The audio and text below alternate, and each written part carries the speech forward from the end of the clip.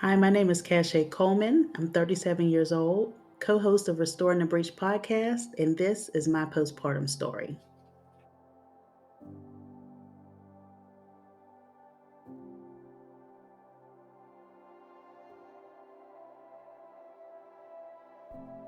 I remember it like it was yesterday. I was 33 years old.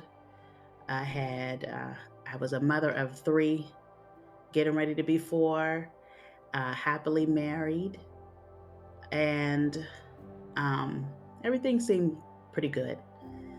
I had my fourth child, Asher, and he brought a lot of joy to our home from the time he was born. There was a space between him and my youngest at the time that was greater than the others. So I feel like it was like a new adventure again for us. What I didn't anticipate happening was I went into a severe bout of postpartum depression. Now, let me give you a backstory of this. At the time, I was a minister of music, and I had been for quite some time. So heavily involved in ministry, and it was completely unexpected how it happened. Um, it was just getting a little rough. I remember everything was fine at first, and then a couple weeks in, school had just started, and I remember the days were just getting more difficult and more difficult every day to the point where when I went to his checkup, they have those questionnaires they have you fill out. And it was just a rough day. And usually, if you ask any mother, we're always afraid that, that the doctor is going to take your baby and lock you up if you tell the truth. So most of the time, you don't tell the truth. But this time, I was just so distraught. I was just crying so much. It was just a really difficult time. And so I answered honestly. The doctor didn't read it till the end of the appointment. And when she saw it, we were getting ready to leave, and she took me into the room really quickly. And she started asking me questions about how I felt.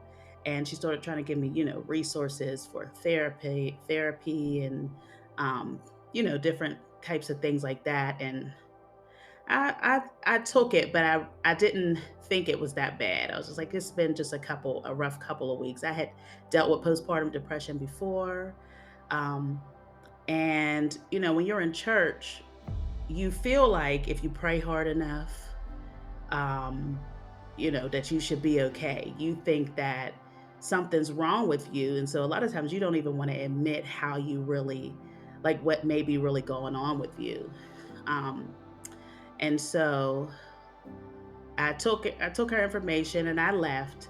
But for the weeks coming on, it was getting worse. It just wasn't getting better. I had a close friend to me, and she would send me different articles and things that were encouraging. I tried to read devotionals, I tried to pray it away. Then I tried to hide from it. I didn't really talk too much about it because I thought, I'm a Christian, I'm a minister. I had been a minister since I was a teenager. I was supposed to be able to get through this. Um, and talking to somebody was out of the question. And so I remember one particular Sunday. I did not want to go to church that day. I was still kind of in and out with my maternity leave.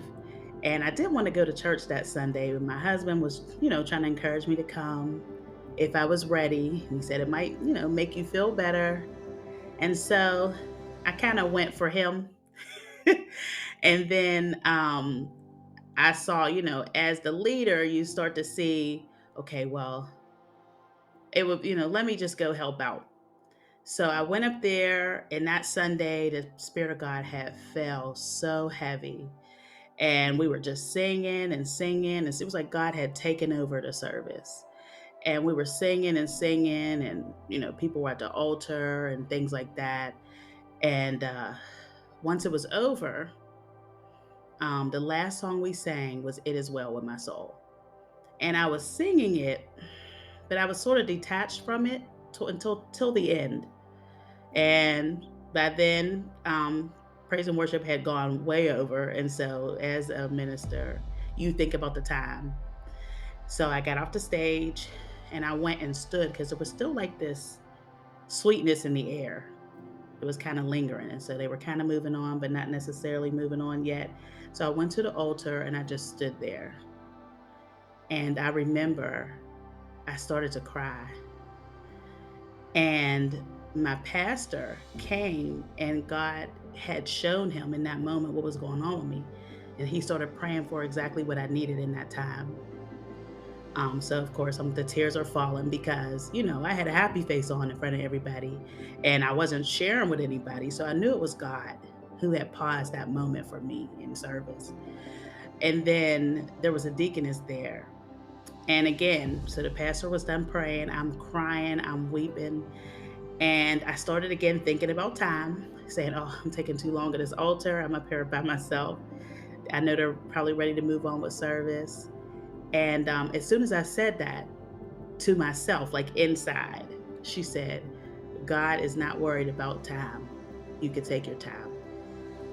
And again, it was like he just had a specific word just for me. He knew when nobody else knew how bad I was suffering. I later gave testimonies about it, but the depression had gotten so bad that I was thinking about ways that I can commit suicide. I was thinking about driving in the traffic, walking in the traffic. I was thinking about just leaving the car in the garage. And every time my baby was there with me, and I couldn't leave him by himself because I knew it would be hours before I would be found. But I just I wanted to kill myself. And so that Sunday was God knew. God knew how much I had been contemplating suicide, and nobody really knew the depths of that but him. And so when she said, God is not worried about your time, or the time, I just started crying. It was like God, something broke in me, and I was just weeping and weeping. And so, she kind of took me over to the side. She stayed with me, and I was just crying my eyes out. And, service started to move on, but it didn't matter. In that moment, it was me and God there.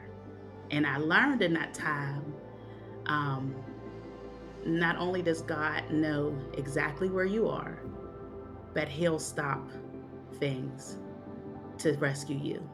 And that day, God He rescued me. He rescued me. The week to come, it was a hectic week, but it didn't feel like it.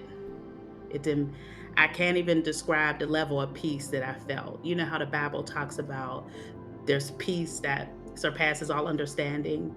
Um, I experienced it. So from that service throughout the whole week, even when I wanted to get like upset, I couldn't. I was walking in this level of peace that was beyond this earth.